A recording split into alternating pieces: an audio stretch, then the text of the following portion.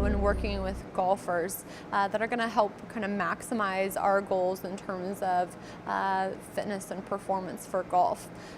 One of my favorite tools is the CLX band. So the CLX band is very versatile. It allows us to do a lot of diagonal patterns and rotational patterns necessary for golf. I'm able to loop it onto one foot and hold it in the hand, so we're able to do some more kind of sports specific movements.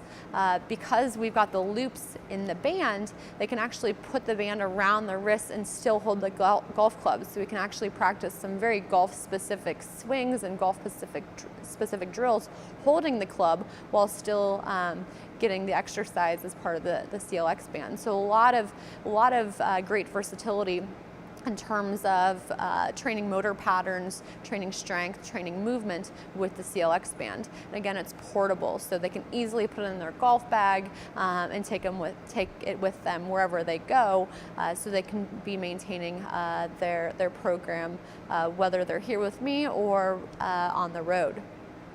Another product that I use a lot is foam rollers. So the foam rollers is a great way to kind of warm up the muscles before golf or before a workout. It helps to kind of loosen up the muscles, increase some blood flow, but you're not getting the performance deficits or potential negative effects of that like a static stretching routine might do. So it's an easy way to kind of loosen up without sacrificing performance.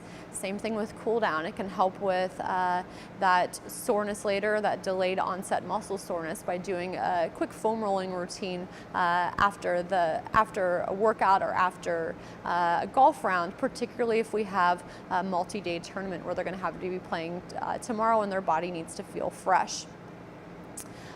We use the rocker board a lot to work on weight shift and balance in the golf swing. So working on anterior posterior balance throughout the swing, that they're not too far back on their heels, not too forward on their toes, that they're able to be balanced at setup, as well as the side to side, the medial lateral stability, that they can have a 50-50 weight shift, and that even throughout their swing that they are loading into their trail foot on the backswing, and that they're loading into their lead foot on the downswing, and that we don't have a reversal of pattern, that if they're a right-handed golfer, when they go into their backswing, that they don't have more weight on their left side than their right, or that on their downswing that they don't have more weight on their right side as opposed to their left, where they have like a hanging back. So it can really elucidate some of those faulty patterns and help train what a good weight shift and a good balanced golf swing is.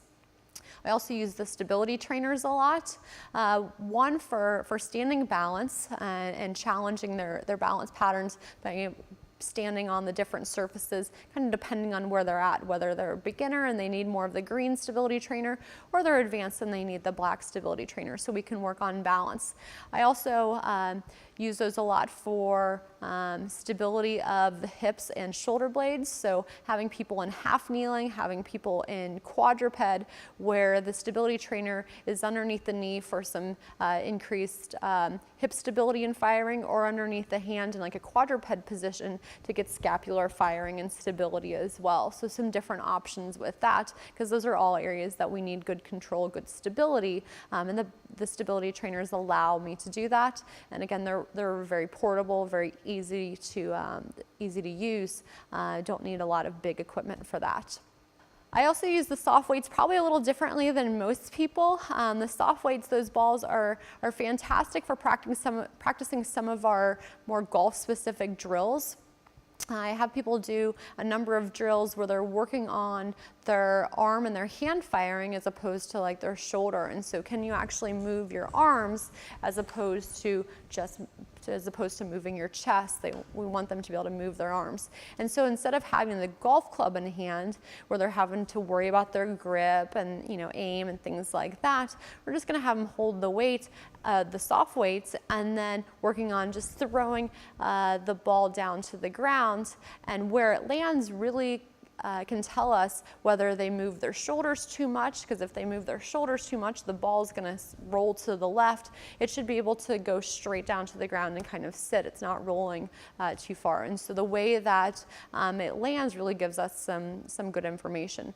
Plus, because we have a little bit of weight to it, we don't want anything really heavy, particularly when we practice our golf swing, because we want to have good speed, and we want to have speed is important for the golf swing. And so if we have anything too heavy, you're not going to be able to move as quickly and as efficiently, and other muscles are going to try to take over to compensate for the weight. So the soft weights are the perfect kind of lightweight where you get some feedback from the having a little bit of weight in your hand, but it's not so much that we're going to see compensatory patterns or the slowness of the hands because they're too heavy.